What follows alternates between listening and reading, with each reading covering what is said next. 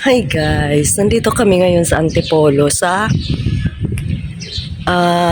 kainan sa bahay-bahayan. Tapos kita nyo yung room na yan. Yan, tigi-isa kami room per couple. Ka-attend kami ng couple retreat. Yung boses ko, namamaos na naman ako kasi nagkape kami kagabi sa Landers. Hindi na naman ako nakatulog. Alas 3 na ako nakatulog. Tapos gising kami ng 4:30 kasi alas 5 alis na kami papunta dito. Kaya ayan yung boses ko na mamaos. Pero gusto ko lang ipakita sa inyo itong venue namin dito. Pupuntahan natin yung aming room. Ang cute ng mga kubo, oh. Tingnan nyo yan, oh. Tapos daming mangga. Ayan, oh. Yan. Number 10 yung aming room. So, dito tayo. Parang madilim. Kasi hindi, makulimlim. Makulimlim nga. Ayan, oh. Ang cute ng mga room. Dito kami sa number 10. Ayan, namakit ng aking asawa. Ayan. Number 10 kami. Yahoo! Oh, wow! Sweet home. Home sweet home. Home sweet home. Uy, bakit may smoking area? Ay, wow. Ayan ang room namin. Oh. Parang amoy ano?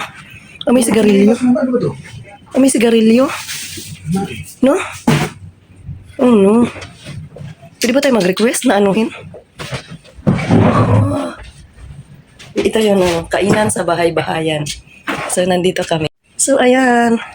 Ito yung aming kit. Yan. Tapos, ang ating bag. O, yung ating bag pa. Doon na. Ito yung aming room.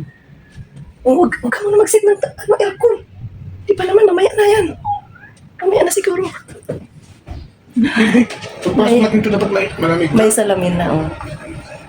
Mauso talaga ko. Ang cute ng ano. Oh. Ayaw ko lang. Amoy sigarilyo. Dahil nga, di ba, may ano na smoking area.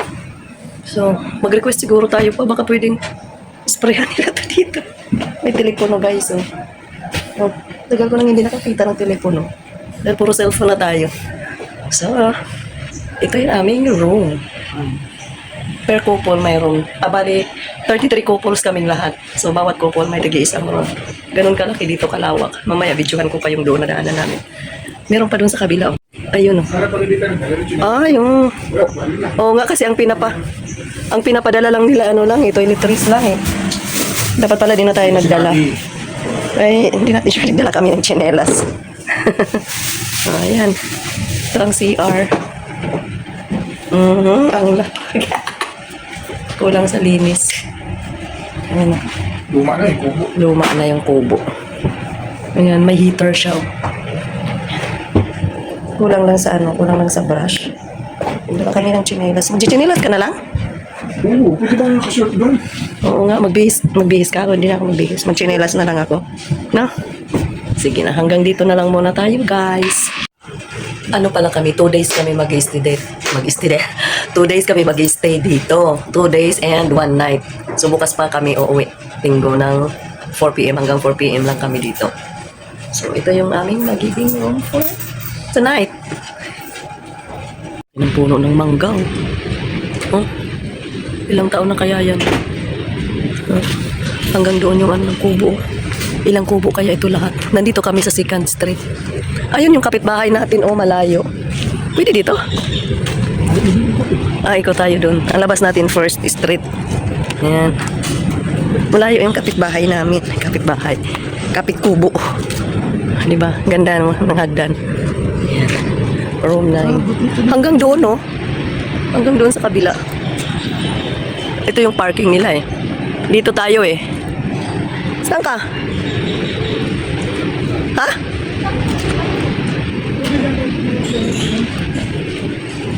Huwag na, baka sa kanila lang yun.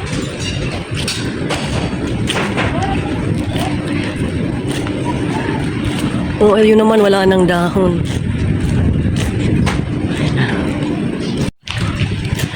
Pinapunta lang kami sa aming room para ilagay yung aming mga gamit, tapos babalik ulit kami kasi alauna 2nd session. This is all about marriage. Kaya upol. Kasi nire-refresh kami sa aming mga vows. Paano maging hindi naman perfect husband and wife. Kanina roles of husband and wife. Yun yung lesson namin kanina. Session 1. Ay, session 2 na pala to yun, no? Tuloy na tayo nga. Session 3 na kami ngayon, alauna. So, yan. Oops. Asa? Dito? Dito sila naman.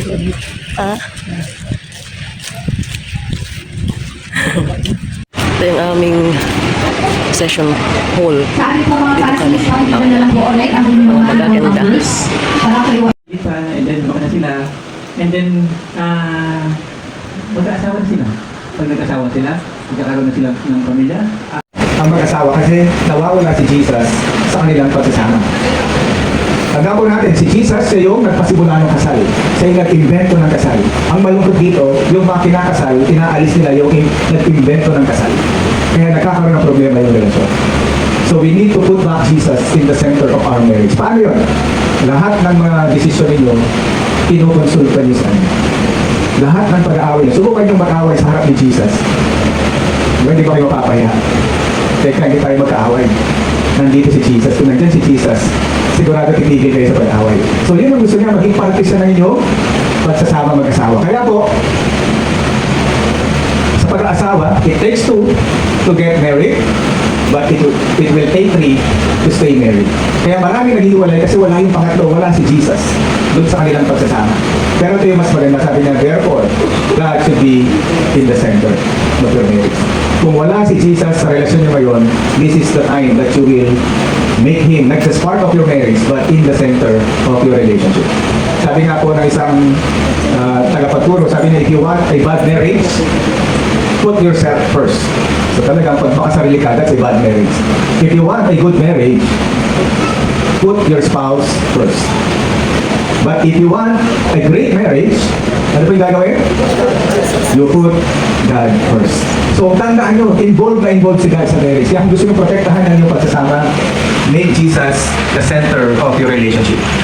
Pangalawang mission natin. So kanina sabi natin, our mission is to protect the marriage vow. Second, sa malakayin pa rin. Verse 15, did not the Lord make you one with your wife? In body and spirit, you are His. And what does He want? Godly children from your union. So ano ba yung gusto natin sa atin? Godly children from your union. Hindi lang basta mag-anak tayo na mag-anak, kundi yung anak natin ay maging godly children. So again, inulit yung command sa atin. So guard your heart. Remain loyal to the wife of your union. So anong kinalaman ng pagiging loyal sa godly children? Kapag maayos po yung pagkasama niyo mag-asawa, nagiging mabuting model kayo sa inyong mga anak. Kaya sila ay magiging godly. Nakikita nila, nare-reflect nyo si Kristo sa pagsasama nyo. Kaya ba anak nyo magiging godly? I love you. Umayag po ba yung wife? 9%. Bakit? 0.1 na lang naman yung kulang eh. Hindi pa ba kayo pumapayag doon? So ano yung tanong yung sa asawa? Para kanino yung 0.1? So imagine nyo, kung yung asawa natin nagre-require ng 100%, what more si God? Kaya lang, ang maganda kay Lord, no?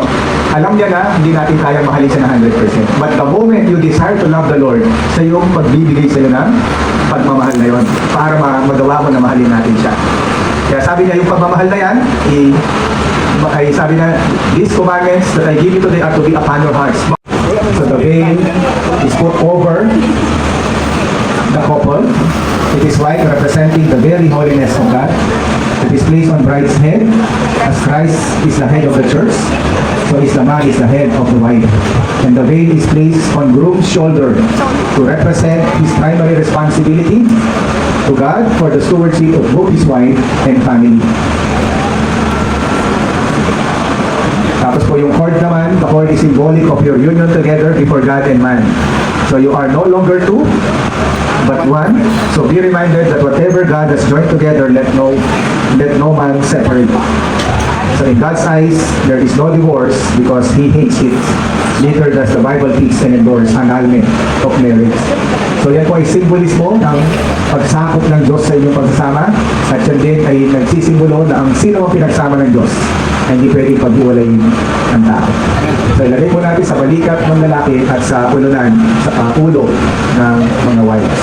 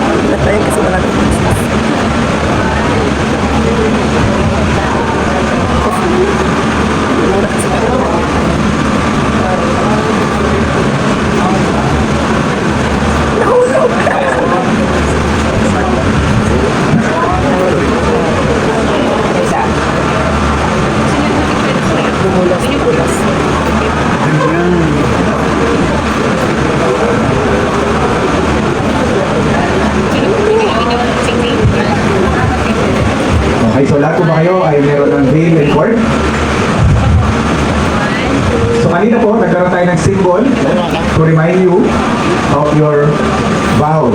May commitment of vow yung sing-sing. So right now, we also have a document on your table that will attest of this ceremony. So dalawa po, no? Yung symbol na binigay namin sa inyo, yung sing-sing. Every time na makita niyo yung sing-sing, i-remind kayo ng commitment niyo sa Panginoon. At ito pong document na ito ay pipirmahan niyo. Itatago niyo rin ito to remind you that today, February 21, yan. Dito po kayo na po yung maglalagay ng pangalan nyo, yung husband's name. Sulat niyo yung pangalan ng husband and the wife's name. Sinasabi po niya dito, this certifies that the name of the husband and the name of the wife have prayerfully renewed or recommitted their sacred marriage vows before God during the 2B1.